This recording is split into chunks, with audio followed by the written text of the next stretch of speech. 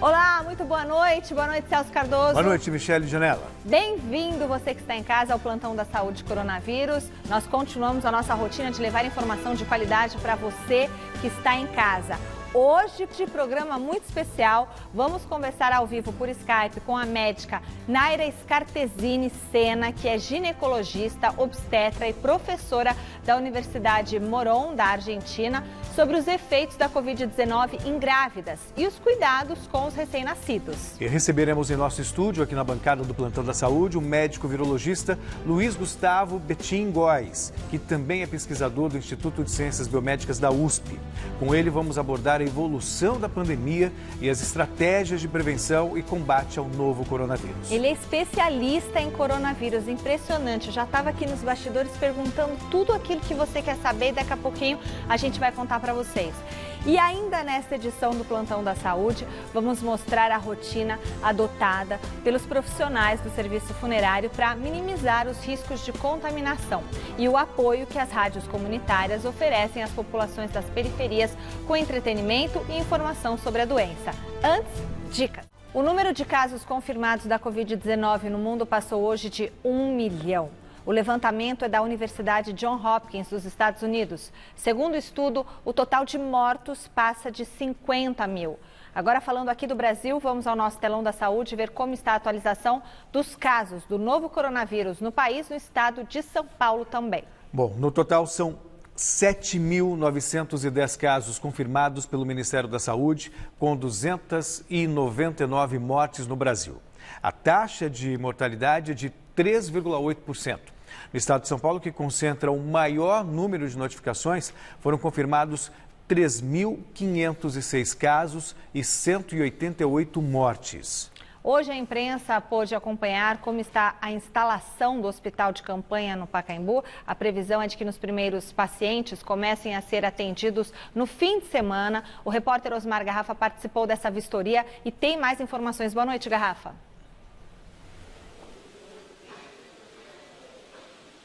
Boa noite, Michele. Nós falamos aqui ao vivo do Palácio de Convenções do AMB, onde está sendo finalizada a montagem de mais um hospital de campanha do município de São Paulo.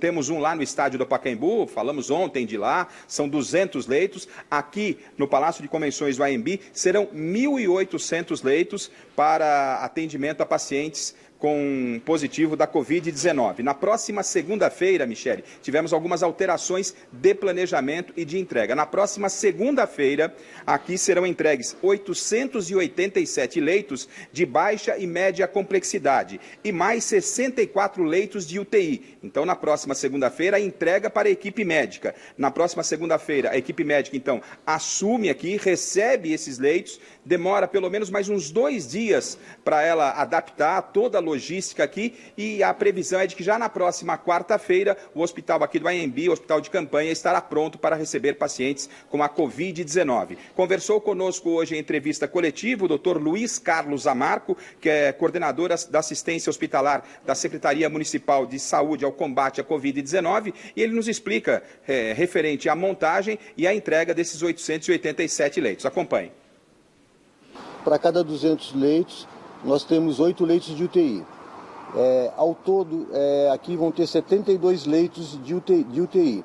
Nessa primeira fase, os leitos de UTI estão mais adiantados, porque pela estrutura que vocês já foram visitar, ficou mais fácil colocar logo aqui na frente, na primeira entrada, os leitos de UTI e no segmento colocar os leitos de baixa e média complexidade, para ficar mais próximo aqui da entrada da onde as ambulâncias vão chegar, os leitos de alta complexidade. Está programado para aproximadamente uns 10 dias a entrega de todos os leitos. Ou seja, Michele, outra informação importante, aqui e também no Pacaembu, esse hospital de campanha e também o do Pacaembu são hospitais de porta fechada. Ou seja, se você tiver algum sintoma, você tem que procurar hospitais da rede pública. E aí acontece o encaminhamento, se necessário, para o hospital de campanha. Na segunda etapa, 830 leitos aqui também no AMB serão entregues e a previsão é de que por volta do dia 18 de abril, os 1.800 leitos já estejam à disposição dos pacientes com a Covid-19. São 2.100 profissionais de saúde que vão trabalhar aqui. Existe bem ao lado do Palácio das Convenções do AMB, você bem sabe, um hotel. Esse hotel estará disponibilizado para os profissionais da área de saúde que vão trabalhar. É um acordo com a Prefeitura da cidade de São Paulo e o investimento nos 2 hospitais de campanha, tanto no AMB como no Pacaembu, chegam à casa dos 35 milhões de reais. Michele. Muito obrigada, Osmar Garrafa. Bom, é bom ver que o governo de São Paulo está se adiantando aí, tomando as medidas. E sempre bom deixar claro que não é para se dirigir ao estádio do Pacaembu se estiver doente. Não. Você procura um hospital e aí é encaminhado para lá se for o caso. O prefeito de São Paulo, Bruno Covas, do PSDB, disse hoje que alunos da rede municipal que contam com as refeições na escola já começaram a receber o cartão alimentação. E mais 150 milhões de reais foram anunciados como suplemento aos microempreendedores, também hoje, pelo governador de São Paulo, João Dória. No total, a oferta de microcrédito corresponde a 650 milhões de reais. O tucano também aproveitou para dizer que não fará política em velórios. Cobrou ajuda do governo federal e declarou que seus esforços no estado estão concentrados em ações em prol da saúde. Amigos, a morte não escolhe bolsonarista ou petista. E não esperem de mim que eu faça política em velórios. Governadores do Sul e Sudeste solicitam ações urgentes do governo federal para evitar o colapso econômico destes estados. Entre as medidas anunciadas hoje, um crédito suplementar aos MEIs, que vai estar disponível a partir de segunda-feira, de acordo com o governador de São Paulo. 100 milhões de reais são do Banco do Povo e os outros 50 milhões financiados pelo Sebrae. Além disso, o prazo dos pagamentos foi estendido para 36 meses, com carência de 90 dias. Já a quitação de parcelas vigentes foi prorrogada para 60 dias. E ainda, segundo ele, microempreendedores de todos os setores podem pedir crédito no valor máximo de R$ 3 mil sem avalista. No total, 650 milhões de oferta de microcrédito durante a crise do coronavírus. Por fim, o governador disse que a produção das máscaras no sistema prisional aumentou para 50 mil unidades por dia, somando um total de 4 milhões. Nos 3 presídios de Tremembé, Tupi Paulista, Andradina, Araraquara e Itaí, este novo volume de máscaras para o atendimento ao sistema de saúde pública, o próprio sistema prisional e segurança pública. Ao seu lado, o prefeito da capital, Bruno Covas, que também é do PSDB, anunciou a entrega do cartão alimentação aos milhares de alunos em situação de maior vulnerabilidade na capital, já que contam com as refeições dadas nas escolas. Que a partir de hoje, 273 mil crianças, representadas em 220 mil famílias aqui da cidade de São Paulo, passam a receber esse cartão. Vem com o crédito de R$ 55 para alunos do ensino fundamental, R$ 63 para alunos do ensino infantil e R$ 101 para aluno das creches municipais. O prefeito afirmou que no crédito já está incluso o valor do leve-leite àqueles que fazem parte do programa. As casas lotéricas estão funcionando normalmente pelo país, mas em horário reduzido. E para garantir a segurança de funcionários e da população, muitas delas colocaram cartazes reforçando as orientações da Organização Mundial de Saúde. Veja na reportagem de Jonas Campos. O decreto editado pelo presidente Jair Bolsonaro, que coloca templos religiosos e casas lotéricas na lista das atividades essenciais, aquelas que não podem parar mesmo durante a pandemia, voltou a ser validado. Nesta quinta-feira, a nossa equipe de reportagem acompanhou a movimentação em algumas casas lotéricas aqui da capital paulista. Em todas elas, observamos um baixo ou razoável fluxo de pessoas e a recomendação é justamente para que aglomerações não sejam formadas nesses estabelecimentos. Nessa casa lotérica aqui da Avenida Brigadeiro Luiz Antônio, por exemplo, não existe nenhum tipo de marcação no chão aqui que garanta um distanciamento mínimo entre as pessoas, caso uma fila seja formada, mas as atendentes aqui, ó, olha elas aí, ó, me garantiram que elas têm cobrado os clientes, né, para que esse distanciamento seja garantido. E uma folha sulfite reforça esse pedido, esse aviso aqui aos senhores clientes. Solicitamos que na fila procurem ficar a 1 metro de distância do cliente anterior. Medidas de precaução em tempos de pandemia. Casas lotéricas funcionando, mas em horário reduzido, das 9h30 às 17 horas. Já nos postos de saúde, pelo menos no que visitamos no centro da capital paulista, a distância mínima de 1 metro entre as pessoas recomendada pela OMS não foi respeitada. Mas não há superlotação e os moradores não têm enfrentado dificuldades para se vacinar contra a gripe comum. Veja com Guilherme Camarda. A campanha de vacinação contra a influenza já aplicou até o dia 1º de abril mais de 1.700.000 doses em toda a cidade de São Paulo. Ela teve início no dia 23 de março e vale lembrar que a imunização não tem eficácia contra o novo coronavírus.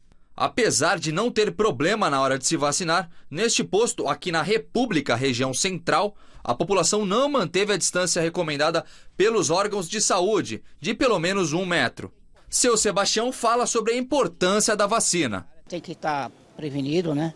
Isso aí é importante, né? Para todos. Não só para mim, mas para todos em geral. Tânia diz que tem respeitado o isolamento e que só saiu hoje para vir ao posto de saúde. Ela mora com a irmã e conta que as duas têm se empenhado nos cuidados para evitar a contaminação. Eu e minha irmã ali. Estão tomando cuidado? Estamos tomando cuidado. Estamos tomando cuidado. Está dando uma atenção maior por causa desse corona? Isso, estamos dando muita atenção e casa, só viemos ver para tomar a vacina. Só saiu para isso? Para isso. É importante para se imunizar, né? Para que se pega uma gripe, pode estar mais suscetível a pegar essa corona. A campanha começou no dia 23 de março para pessoas com mais de 60 anos e trabalhadores da área da saúde. A vacina é importante para diferenciar a gripe da Covid-19 e evita aglomerações em hospitais. Desde a última terça-feira, todos os policiais militares do estado de São Paulo também estão liberados a se vacinar contra H1N1. A partir do dia 16 de abril, a campanha se estende para professores e pessoas com doenças crônicas não transmissíveis. Dia 9 de maio é a vez de crianças de até 6 anos e das gestantes. Também a partir dessa data, povos indígenas, população privada de liberdade, funcionários do sistema prisional e adultos de 55 a 59 anos de idade poderão receber a dose. Para mais informações, você pode acessar o site saude.gov.br. Vamos agora à nossa primeira entrevista do dia ao vivo por Skype com a médica Naira Scartesini Sena, que é ginecologista, obstetra e professora da Universidade de Morón, na Argentina. Vai falar sobre os efeitos da Covid-19 em grávidas e os cuidados com recém-nascidos durante a pandemia do novo coronavírus. Boa noite, doutora. Nós vimos aí na matéria do Guilherme Camarda que a vacinação da gripe comum para as grávidas começa no dia 9 de maio. É isso? Na sua avaliação, qual que é a importância das grávidas tomarem as doses, já que se sabe que ainda não há uma proteção contra a Covid-19? Boa noite, Celso. Boa noite, Michele. De fato, na rede pública começa no dia 9 de maio, na rede privada a gente já tem essa vacina disponível há algumas semanas. É essencial a tomada da vacina para gestante, elas sempre foram uma população de objetivo na campanha de vacinação, porque o vírus influenza é um vírus muito agressivo para gestantes, que são indivíduos imunologicamente suprimidos, né? Se a gente for pensar que o bebê ali tem uma outra característica genética que envolve o pai ou o parceiro, o sistema imunológico da grávida fica naturalmente mais reduzido para permitir que o bebê se desenvolva. E dessa forma, a gente precisa se preocupar com qualquer outra doença oportunista que possa acontecer, a influenza é uma delas. Doutora Naira, mais uma vez, boa noite. Claro que é uma doença nova, muito está se descobrindo sobre ela, então fala-se de grupo de risco, os idosos ou pessoas com comorbidades, mas a gente tem visto jovens também internados. Quais são os riscos de uma mulher grávida neste momento? Então, é um assunto delicado porque as gestantes não entraram em população de risco pelos relatos e pelo que já aconteceu em outras partes do mundo, mas eu brinco com as minhas pacientes que eu nunca vi vírus bonzinho para grávida. Então, a gente tem poucos estudos no mundo feitos já sobre o Covid em gestantes e eles têm um número populacional muito pequeno, além de serem, a maior parte deles, concentrado na população chinesa, que tem características muito diferentes da população brasileira. Então, apesar da gente não classificar as gestantes como um grupo de risco, é uníssono a orientação para as gestantes se classificarem dessa forma. Então, se prevenirem e tomarem todos os cuidados possíveis, porque, de fato, é um terreno novo, a gente ainda está entendendo o que pode acontecer com as gestantes e com os bebês. Doutora, se uma grávida pegar o coronavírus, existe a chance dela passar isso para o feto? O primeiro estudo que fala sobre isso, se eu não me engano, tem 38 gestantes e ele falava que não existia essa chance, que essa transmissão vertical não acontecia. Mas depois disso, foi documentado também em estudos chineses a ocorrência de pneumonia em recém-nascidos, 2 dias, se eu não me engano, depois do nascimento, o que aventou a possibilidade dessa transmissão vertical. Então, isso não foi confirmado, mas faz com que a gente tenha mais cuidado. Bom, doutora, tem mais uma pergunta também, a gente sabe, né, muitas pessoas grávidas neste momento. Como é que fica em situação de isolamento, como estamos hoje, o pré-natal? Corre o risco desse pré-natal ser prejudicado por conta dessa política de isolamento tão necessária nesse momento? Esse pré-natal não deve ser prejudicado de forma nenhuma, nem na rede pública, nem na rede privada, mas a gente tem que manter um bom senso. Então, para todo mundo que pode se enquadrar no sistema de telemedicina, que é um sistema que foi recentemente regulamentado justamente para evitar esse convívio social, essa circulação, ele pode ser usado de forma muito positiva na realização do pré-natal e na periodicidade das consultas. Doutora, como que fica a questão dos partos nos hospitais? Para a mulher que está daqui a pouco para ter um bebê, ela fica super preocupada. Então, o que a senhora pode falar para essa grávida que em breve vai ter um bebê, os cuidados também que ela tem que ter, porque não vai poder receber visita, nada daquilo que se faz quando nasce um bebê, não é mesmo? Claro, o cenário é outro agora para partos, né? Então, os hospitais já têm se agilizado, os hospitais que atendem além de maternidade, outras especialidades, eles já têm se agilizado para tentar criar um fluxo separado, para que as gestantes não circulem no mesmo ambiente dos outros doentes comuns e suspeitos. E a gente tem também a opção de hospitais maternidade, que são aqueles hospitais que são focados só na assistência obstétrica. Então, isso tem que ser levado em consideração na escolha do hospital que vai fazer o parto. Além disso, toda aquela festa que acontecia com a família visitando e circulando nas maternidades tem sido cada vez mais contraindicadas. Muitas maternidades de São Paulo, inclusive, já soltaram comunicados proibindo as visitas, que é uma forma de proteger tanto os visitantes que vão estar num ambiente hospitalar, quanto aquele recém-nascido, aquela puérpera que acabou de ganhar o bebê. Muito obrigada, doutora Naira Scartesini Sena, médica ginecologista, obstetra, professora também lá da Universidade de Morón, na Argentina, falando com a gente aqui via Skype. Muito obrigada. Obrigado, doutora. Pela entrevista, sempre muito esclarecedora. Claro, esclarecimentos são fundamentais nesse momento de muitas dúvidas. Obrigado, doutora. Obrigada, boa noite. Boa noite. Boa noite. O governo federal anunciou que vai começar a pagar na semana que vem o benefício para os trabalhadores informais, apelidado de Corona Voucher. Mas antes de publicar a sanção, o presidente Jair Bolsonaro disse que vai enviar uma medida provisória para que o Congresso avalie os gastos extras. O auxílio emergencial no valor de R$ 600 será destinado a autônomos, microempreendedores individuais e outros afetados diretamente pelos efeitos econômicos da Covid-19. Veja na reportagem de Osmar Garrafa. A confirmação foi dada hoje pelo presidente Jair Bolsonaro.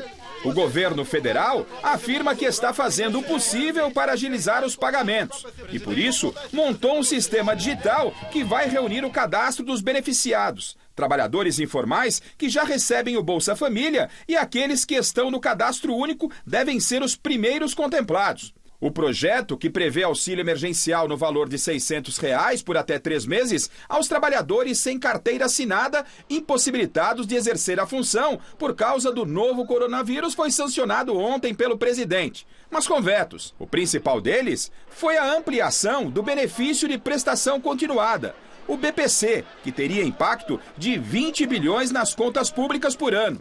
Questionado sobre o veto, o presidente foi hostil com os jornalistas e abandonou a entrevista. É por isso que o senhor vetou o BPC, então, presidente? Não, eu vetei porque...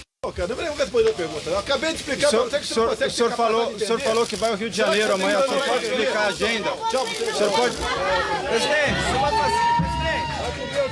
Presidente, qual que é a agenda do Rio de Janeiro, presidente? Pelo texto aprovado, para ter acesso ao benefício, apelidado de Corona Voucher, os autônomos terão de cumprir uma série de exigências: ser maior de 18 anos de idade, não ter emprego formal, não ser titular de benefício previdenciário ou assistencial, à exceção do Bolsa Família, e ter renda familiar mensal por pessoa de até meio salário mínimo ou renda familiar mensal, total de até 3 salários mínimos. Atualmente, no Brasil, mais de 41% dos trabalhadores são informais, segundo o IBGE. Os pagamentos serão feitos por saques nas agências dos bancos públicos, como Caixa Econômica Federal e Banco do Brasil, pelos aplicativos bancários e também pelas casas lotéricas e agências dos Correios. O texto inicial chegou a abordar a situação de taxistas e motoristas de aplicativos, categorias também duramente impactadas economicamente pela pandemia do novo coronavírus. Mas as emendas foram retiradas para que o projeto tramitasse com mais velocidade. Para se ter uma ideia dessas perdas, levantamento da ABLA, associação que reúne as locadoras de veículos no Brasil, estima que 50% dos motoristas de aplicativos que alugavam carros para trabalhar devem devolver os veículos. E ainda entre as propostas do governo para contornar a crise, uma medida provisória prevê a possibilidade das empresas diminuírem a jornada e o salário dos funcionários em até 70%. Todos os profissionais do setor privado que tiverem carteira assinada estão sujeitos a alterações. E pelo texto publicado ontem no Diário Oficial da União, trabalhadores que já estejam recebendo o seguro-desemprego não se enquadram, assim como os do setor público. Pelas contas do governo, 12 milhões de profissionais serão afetados. No Brasil, a fila de espera pelo resultado dos testes de detecção da Covid-19 chega a 23 mil testes. Hoje, o diretor do Instituto Butantan assumiu a coordenação dos laboratórios no estado de São Paulo, onde a fila soma 18 mil. Desse total, Celso... Desse total, 201 são de pessoas que morreram com a suspeita do novo coronavírus e esperam pelo resultado. Uma força-tarefa do governo promete o diagnóstico nas próximas 24 horas. Enquanto isso, enterros e cremações acontecem sem o atestado de óbito conclusivo em cerimônias discretas, silenciosas e rápidas, mas não menos tristes. Veja na reportagem de Guilherme Camada. Com o aumento no número de mortes por causa do novo coronavírus, por recomendação dos órgãos de saúde, cemitérios e funerárias têm adotado novas medidas para evitar o contágio da doença e preservar os funcionários e as famílias das vítimas da pandemia. Agora, no momento da remoção dos corpos, os profissionais têm que utilizar alguns equipamentos específicos de isolamento, o que garante mais segurança no trabalho. O diretor comercial de um grupo de funerárias de São Paulo explica quais são esses itens. A roupa, de isolamento com touca, nós temos as máscaras, temos as luvas, o mesmo procedimento que os médicos normalmente trabalham dentro dos hospitais, nós também estamos trabalhando no segmento funerário. Devido ao atraso do Instituto Adolfo Lutz em disponibilizar os resultados dos testes com a comprovação da morte pela doença, a maioria das vítimas não é contabilizada pelo Ministério da Saúde e aparecem apenas como casos suspeitos. E é por isso que o número de mortes pode representar defasagem frente à realidade.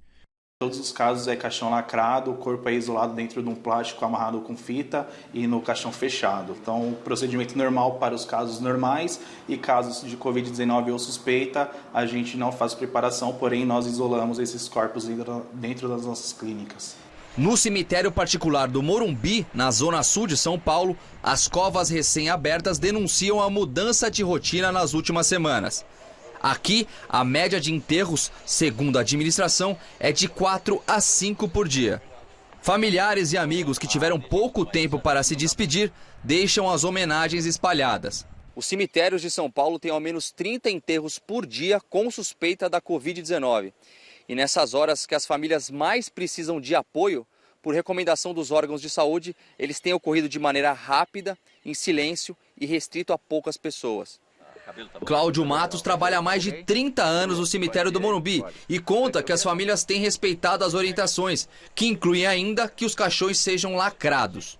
A gente tem percebido que os sepultamentos têm sido rápidos, têm vindo direto, com um máximo de 3, 4 pessoas, né? Não está vindo muita gente nos sepultamentos, não. A situação é ainda mais grave nos cemitérios públicos da cidade.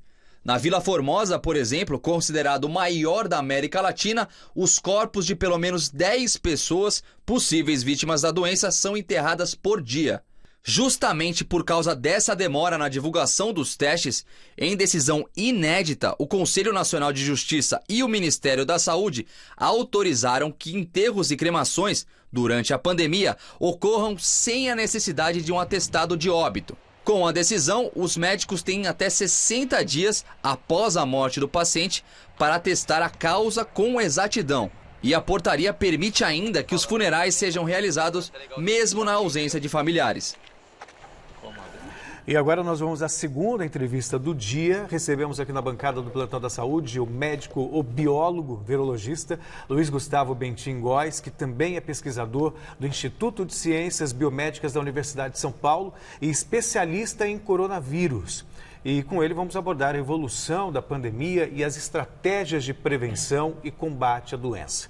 Bom, doutor, nós vimos na matéria do Guilherme Camarda que funcionários das funerárias estão trabalhando com equipamento de segurança reforçado para evitar o contágio, além da tristeza das famílias que têm que enterrar os seus mortos às pressas e sem muitas pessoas por lá, né? Então, qual a justificativa para essas medidas?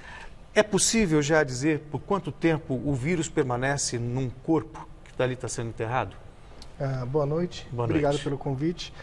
Essa é uma medida preventiva, uma vez que a gente não tem primeiro a confirmação se aquele membro que veio a óbito está infectado ou não pelo coronavírus. Depois a gente sabe que o vírus ele permanece durante um certo período sobre superfícies inanimadas, mas não existem nenhum estudos que indicam, por exemplo, quanto tempo o vírus permanece ali viável num cadáver. O fato é, depois que a pessoa morreu, aquelas células todas vão entrar em colapso e o vírus não vai ter como se multiplicar, uma vez que ele depende da célula hospedeira para gerar outros vírions, né, e gerar uma quantidade suficiente de vírus para infectar uma pessoa. Então, é mais uma medida preventiva. Isso. Doutor, a gente está vendo aí, né, a questão das máscaras. E no início se falava que só quem estava com resfriado deveria usar máscara, e agora a gente já está ouvindo falar em Praga, parece que todo mundo usou máscara, e isso diminuiu muito a contaminação do povo lá na cidade, né, na República Tcheca. E a gente tem que usar máscara, não tem que usar máscara? Se eu não tenho sintoma, é bom eu usar máscara também no meu trabalho? Como que isso funciona? Na verdade, são duas questões aí. Uma questão é a questão de você se proteger. Essas máscaras cirúrgicas, existem dois tipos de máscaras, né? As máscaras cirúrgicas, aquelas branquinhas comuns, e as máscaras N95. As máscaras N95, elas possuem um sistema entranhado que impossibilita que uma partícula viral ou droplet, né, a gotícula da saliva com a partícula viral, seja inalada por você. A máscara cirúrgica, ela não vai te proteger, por exemplo, contra um espirro de alguém infectado, mas ela protege outras pessoas de você caso você esteja infectado. Então, Então, o uso da máscara é uma coisa muito comum na China, nos países asiáticos, onde pessoas que têm gripe ou um resfriado comum colocam a máscara por respeito ali para evitar a transmissão para outras pessoas.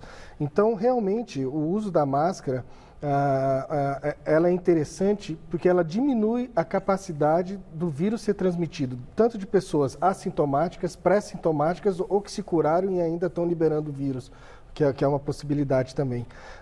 E a gente observa que esses países asiáticos que têm essa atitude, realmente você tem uma transmissão mais controlada do vírus. Ô, doutor, e agora a gente recebe um monte de vídeo, né? Hoje eu também vi uma médica fazendo uma máscara com aquele Perfex, aquele paninho de limpeza de cozinha, né? Então, como fazer uma máscara com aquilo. Eu recebi um outro vídeo de fazer uma máscara com cueca, que aí você põe a cueca aqui, põe a cueca na cabeça. Você chegou a ver esse vídeo? Aí você fica com uma super cueca assim, todo encapuzado.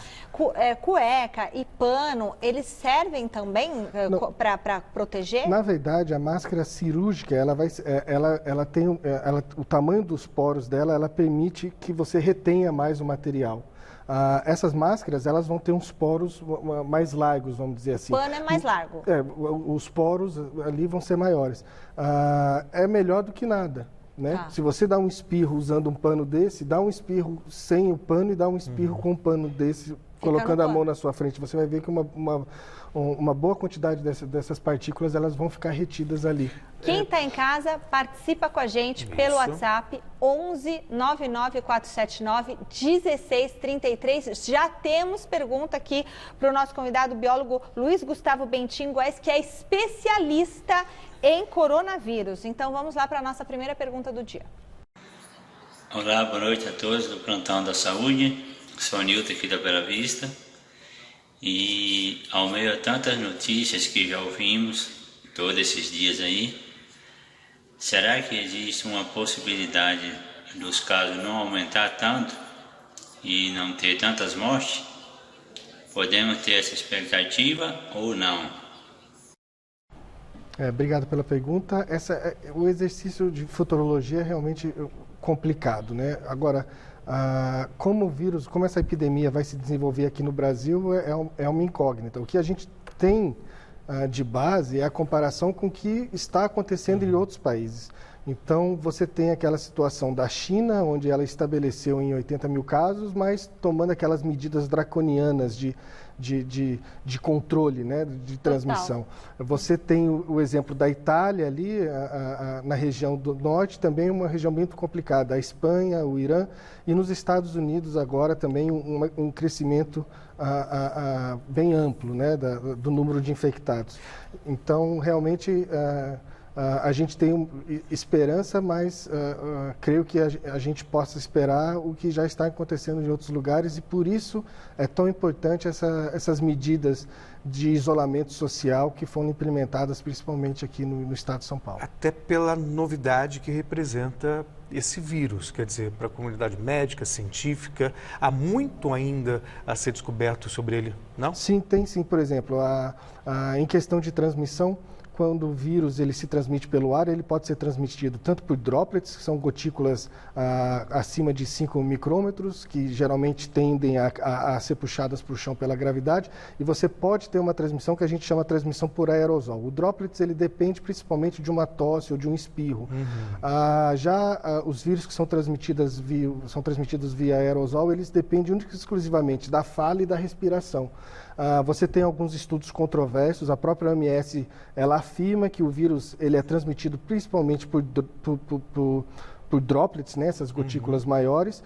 No entanto, você tem alguns indícios que podem apontar que o vírus tem uma transmissão por aerosol também, apesar de serem bem poucos. Então, por exemplo, num leito hospitalar, em um dos estudos que foram publicados, eles acharam o vírus na membrana de filtro onde passa o ar. Então, significa que o vírus foi puxado para lá. E gotícula, geralmente, ela vai pesar no chão.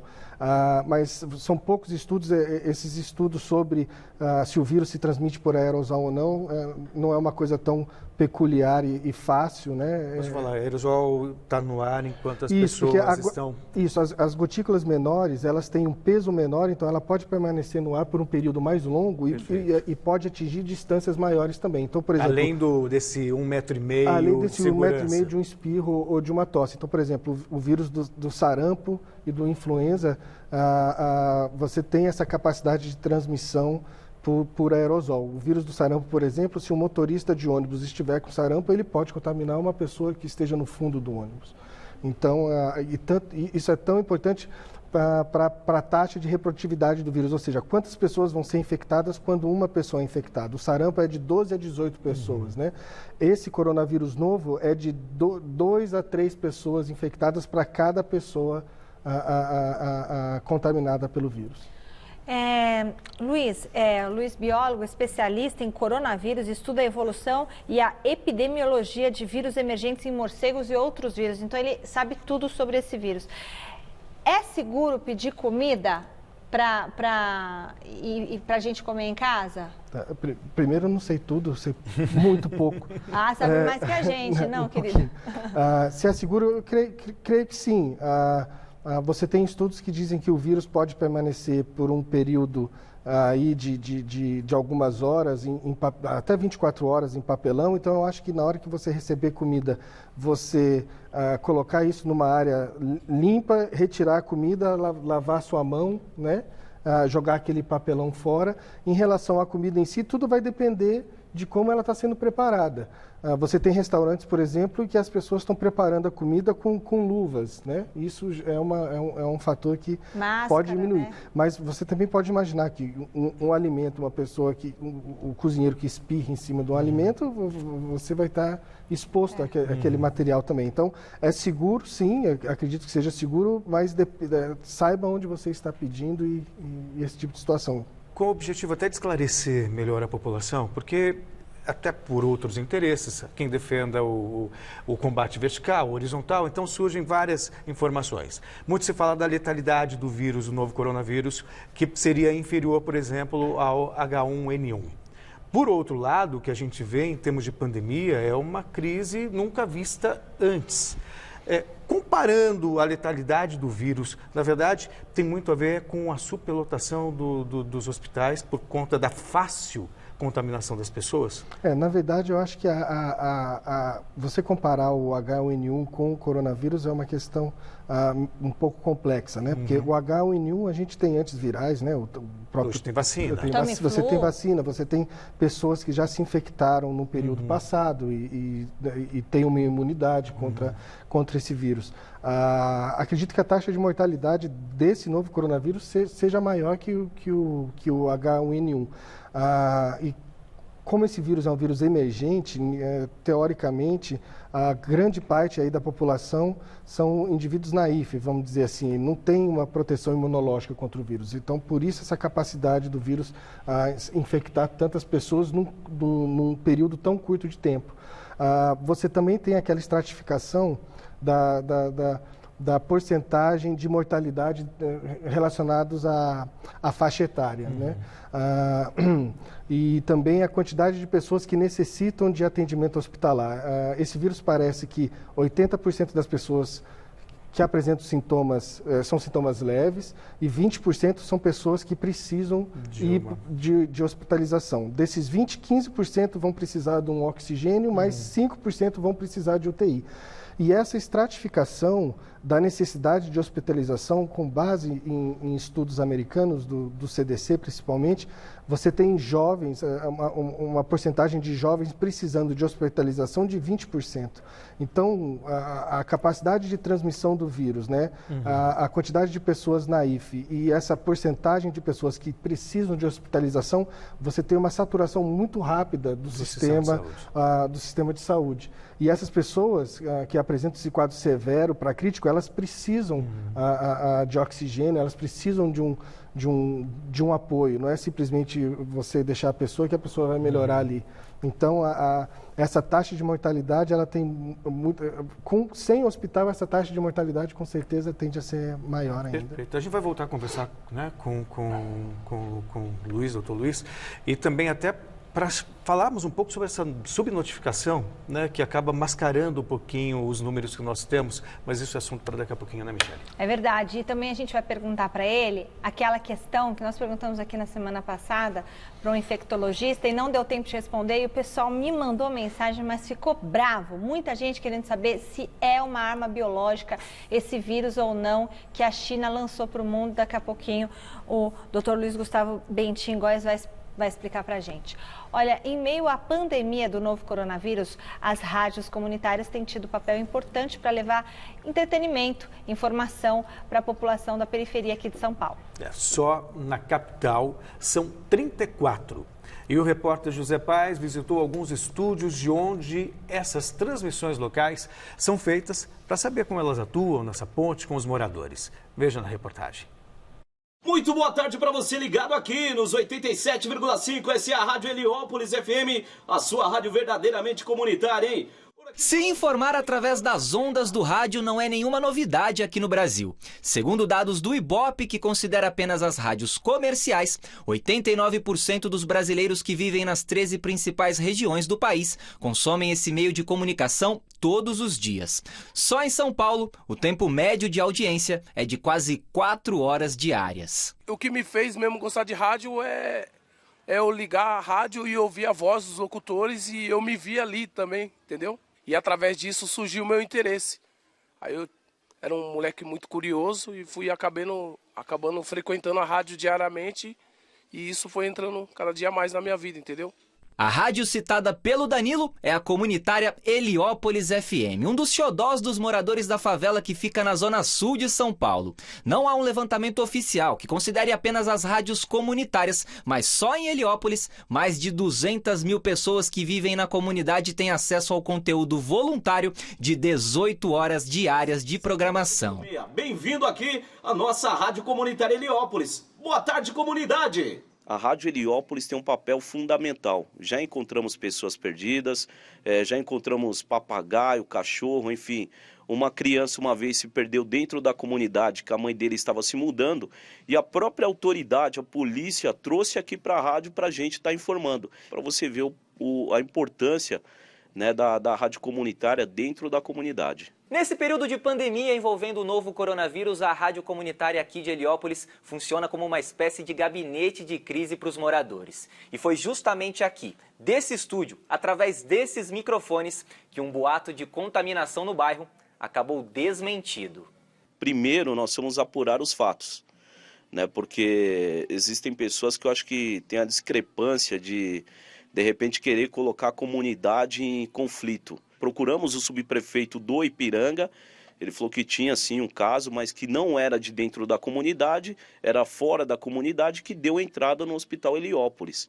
Na capital paulista, 34 rádios comunitárias têm autorização legal da prefeitura para funcionar, sempre respeitando a ordem de operação em baixa frequência, apenas para atendimento da população local.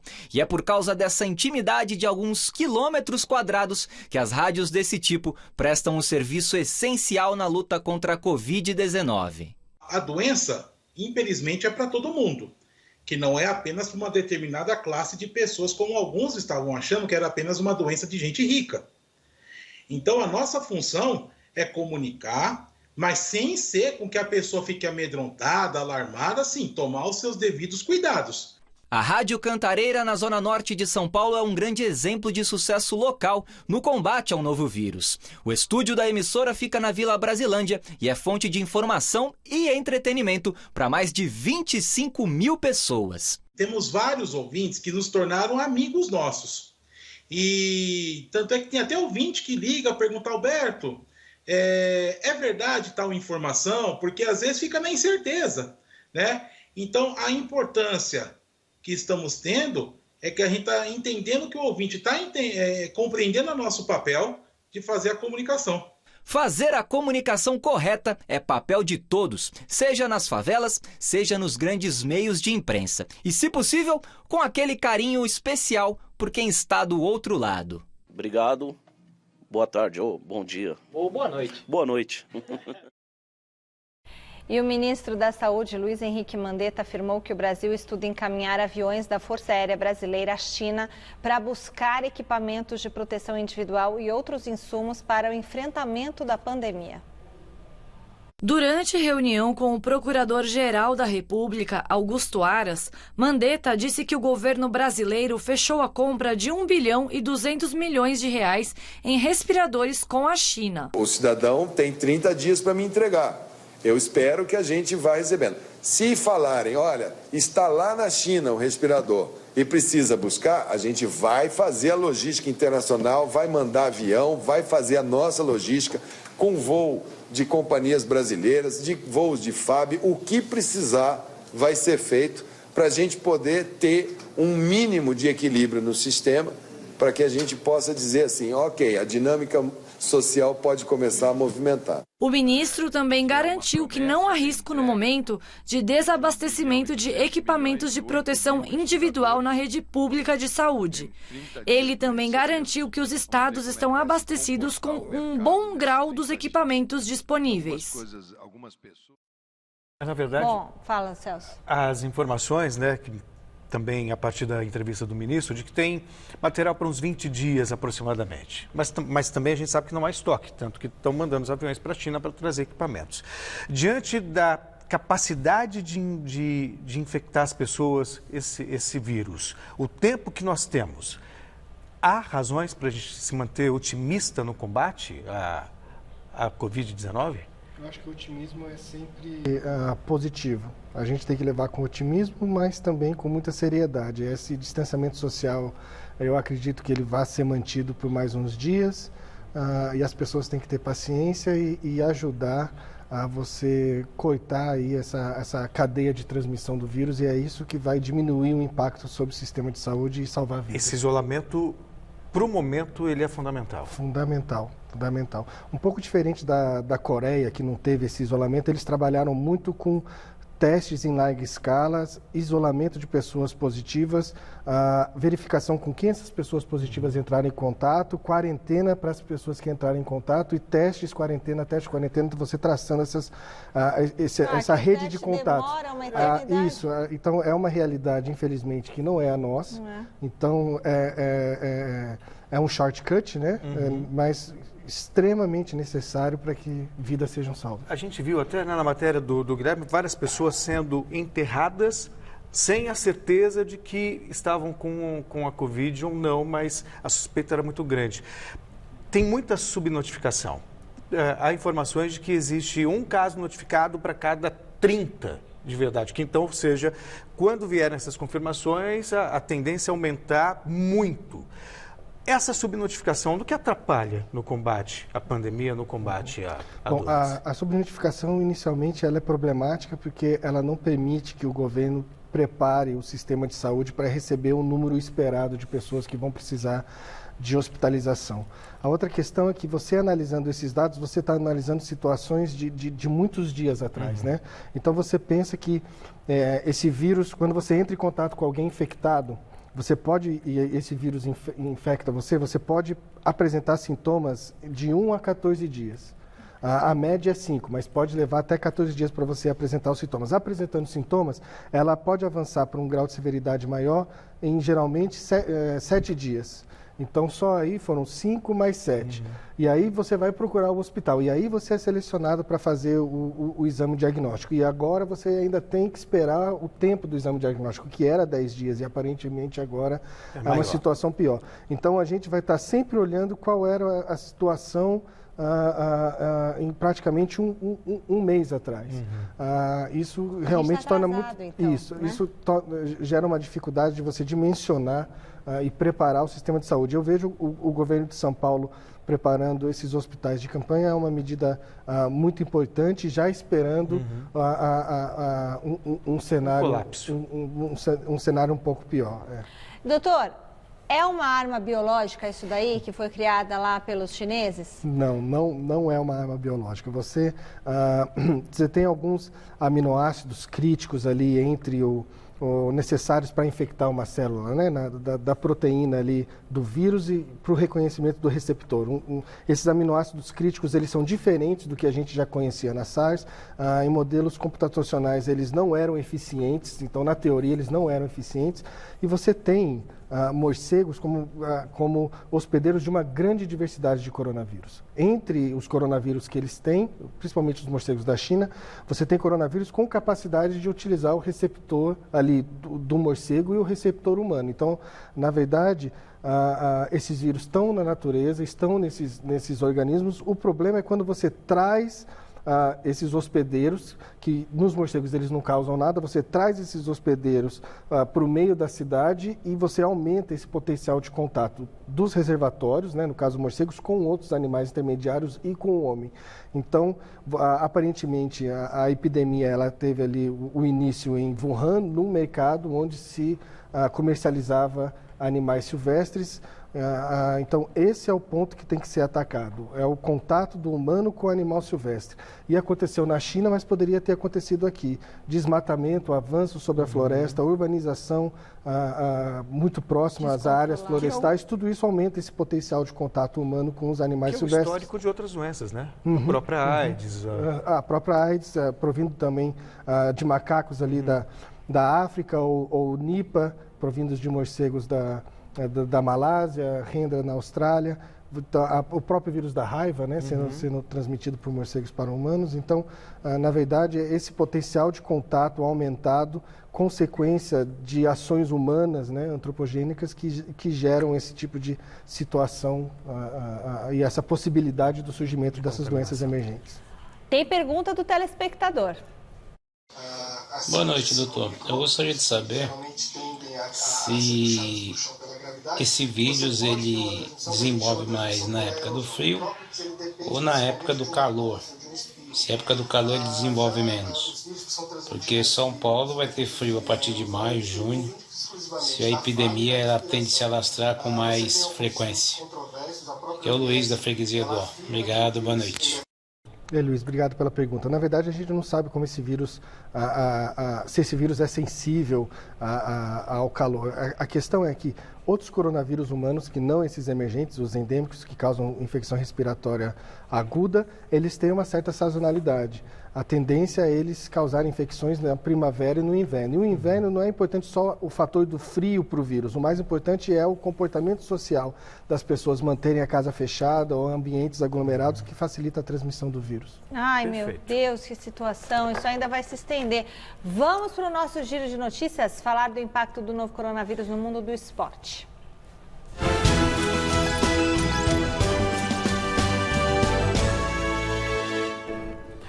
A Bélgica adotou uma solução que pode se transformar em tendência em meio à pandemia do novo coronavírus.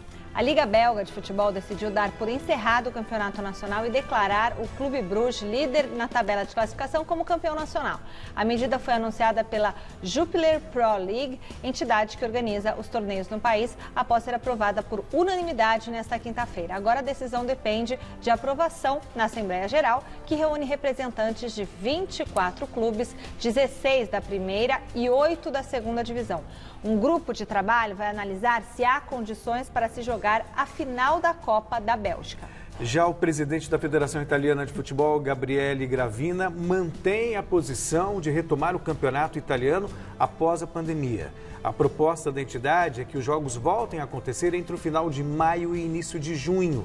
No entanto, o presidente do Brescia, Massimo Cellino, defende que é impossível encerrar a temporada e prometeu não colocar o time em campo caso os torneios sejam mesmo retomados. A quarentena no futebol para conter o contágio pelo novo coronavírus trouxe uma consequência inesperada. O atacante Son, do Tottenham da Inglaterra, foi liberado pelo clube para retornar ao país de origem durante a paralisação da Premier League.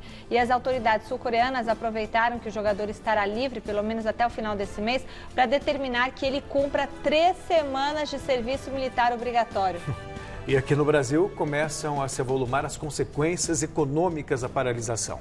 A Rede Globo, detentora dos direitos de transmissão do Campeonato Paulista, confirmou a suspensão do pagamento da última cota do contrato prevista para o próximo dia 5 de abril.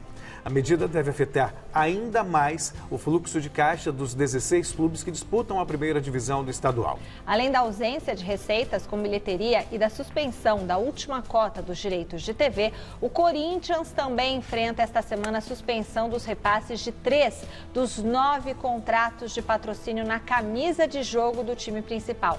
Os clubes temem que esse seja o início de um efeito cascata, né? Com diversos patrocinadores interrompendo os pagamentos enquanto as competições estejam paradas. Doutor Luiz, muito obrigada pela sua participação aqui no Plantão da Saúde. Foi realmente muito esclarecedor a sua participação aqui com a gente. Fique convidado para voltar quantas vezes quiser. Seja sempre bem-vindo. Muito obrigado. Foi muito bom. Eu ainda tenho tantas perguntas aqui para o doutor que vou segurar ele até amanhã aqui conversando com a gente. Olha, o nosso Plantão da Saúde de hoje fica por aqui. Já acabou, foi muito rápido hoje. Nós voltamos amanhã com mais informações para você que está em casa, para você cuidar da sua saúde. Até quando vai esse isolamento, doutor, você acha?